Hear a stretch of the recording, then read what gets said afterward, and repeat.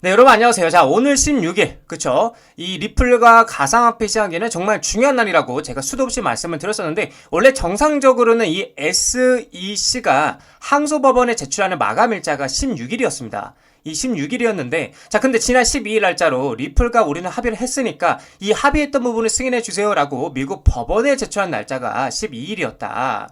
자, 그래서 이 12일 날 합의안을 제출하고 나서 오늘 날짜 그 결과가 나올 가능성이 굉장히 높은 날이라고 볼 수가 있고요. 또한 16일 날 결과가 나오게 되면 다음 날이 언제예요? 17일이죠. 내일 17일 날짜로 SEC가 XRP 최초로 ETF, 그쵸? ETF를 플래클턴 운영사에 대해서 승인해 줄 것인지가 굉장히 중요한 상황이다. 관련돼서 대응 방법과 어떤 이슈들이 있는지 함께 살펴보도록 하겠습니다. 자, 뉴스를 보게 되시면 리플 SEC 드디어 4년간 전쟁이 끝날까? 법률가가 예측한 판사 승인율에 기대감이 고조가 되고 있다는 내용이고요. 자, 이렇게 SEC와 XRP의 법적 리스크가 아예 해소, 그쵸? 이 해소가 된다라고 한다면 당연히 막대한 호재성 이벤트들이 쏟아져 나올 수밖에 없는데, 자, 근데 이렇게 호재성 뉴스들이 쏟아지고 있는데도 왜 이 리플은 반등하지 못하느냐, 이러한 고민들이 굉장히 많으실 텐데, 먼저 이제 이 호재성 이벤트들을 살펴보자면요, 여러분들. 첫 번째가 이제 ETF죠. 네. 이 ETF가 있는데, 이 ETF는 여러분들 펀드입니다. 펀드. ETF는 펀드인데, 이 펀드라는 건 개인들의 자금만으로 운영하지 못하고요. 고래들, 그쵸? 이 고래들의 자금들이 무조건 유입될 수밖에 없는 게 바로 펀드라는 거고, 이 부분이 XRP ETF의 기대감을 가져올 수밖에 없다라는 겁니다. 근데 이걸 승인해주는 게 누구죠, 여러분들? 바로 SEC예요.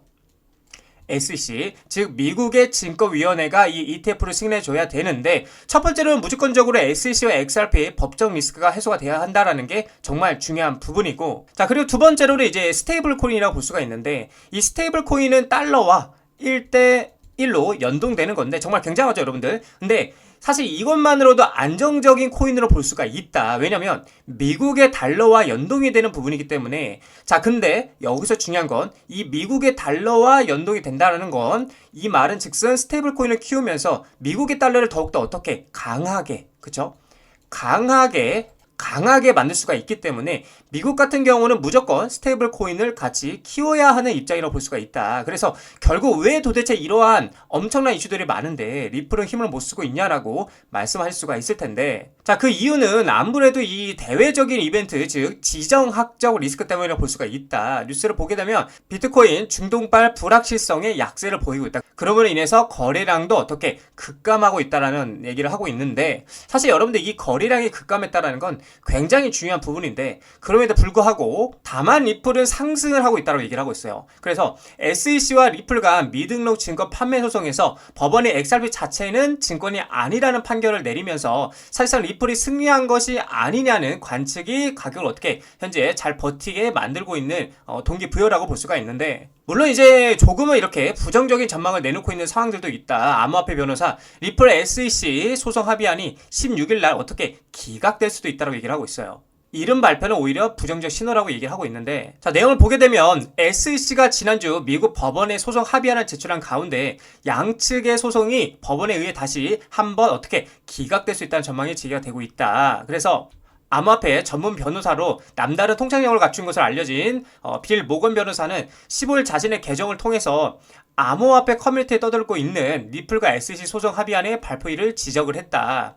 현재 암호화폐 커뮤니티에서는 12일 제출했던 리플과 SEC의 소송 합의안 심사 결과가 16일 발표될 것으로 루머가 떠들고 있는데, 지난주 리플과 SEC는 1억 2,500만 달러의 벌금을 5천만 달러로 하향 조정을 했고요. 양측의 바람과 법리적으로 예외적 상황이 적용된 점을 지목하면서 소송 중단을 요청을 했다. 그래서 이 모건 변호사는 이제 토레스 판사가 판결 결과에 대한 합의안 기각을 거절하는 데는 겨우 며칠, 7일밖에 소요가 되지 않았다면서 판사가 또다시 7일 내로 답변을 한다라는 것은 긍정적인 신호가 아닐 수 있다고 지금 설명하고 있다는 거예요. 자, 여러분, 근데 결국 시장에서는 이 리플과 SEC에 대한 분쟁 종식이 초입기라고 얘기를 하면서 법원 승인 가능성이 70%로 예측이 되고 있다라는 거예요. 그러니까 좋은 흐름으로 이어질 거라고 전망이 되고 있고요. 만약 이번에도 근데 여러분들 연기가 된다. 결국에는 합의가 안 되고 연기가 된다라고 하면은 시간이 지나면 지날수록 결국에는 합의가 될 것으로 전망이 되고 있고요. 사실 우리는 잠재적으로 이게 합의가 됐다라고 보고 있기도 하잖아요. 한편으로는. 그래서 우리는 지금 이 리플의 구조를 이해해야 하고요. 오히려 떨어지면 감사합니다 하고 뭐 해야 된다.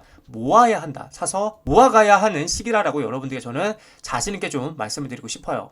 자, 리플 차트를 보게 되시면 현재 결국에는 여기 그쵸, 이 구간 3,000원에서 얼마요? 3,250원 자리에서 뭐하고 있다? 횡보를 하고 있는 모습을 보여주고 있고, 현재 이 중동발 그쵸, 이 중동발 리스크로 인해서 잘 가다가 다시 한번 꼬꾸라지는 모습을 보여주고 있는데, 계속 이제 3,000원 자리에서 이렇게 비비다가 결국에는 3,000원 위에 안착하지 못하고 만약에 떨어지게 된다라면 다시 한번 이 저점 구간 말씀드렸죠, 2,500원 라인까지 충분히 떨어질 수 있다라고 보셔야 되고, 그 말은 무슨 말이냐, 저점에 대한 이 쌍바닥을 체크하러 내려갈 수 있다라는 말씀을 드리는 거고, 근데 결국에는 이렇게 비비다가 3,250원 자리를 돌파하고 이 위에 안착하는 그림이 나오게 된다라면 계속해서 이 상승 추세 라인까지도 상반 거래량이 터지면서 돌파해줄 가능성이 크다라는 거 여러분들이 참고를 하셔야 돼요. 물론 이제 여기를 돌파하게 된다면 어떻게 된다? 전 고점까지도 충분히 열려 있다라고 볼 수가 있겠죠. 그래서 관점은 간단합니다. 상승 관점에서는 3,250원짜리 돌파 여부, 그리고 하락 관점에서는 3,000원짜리가 돌파를 당하는지가 굉장히 중요한 포인트라고 보시면 되겠습니다.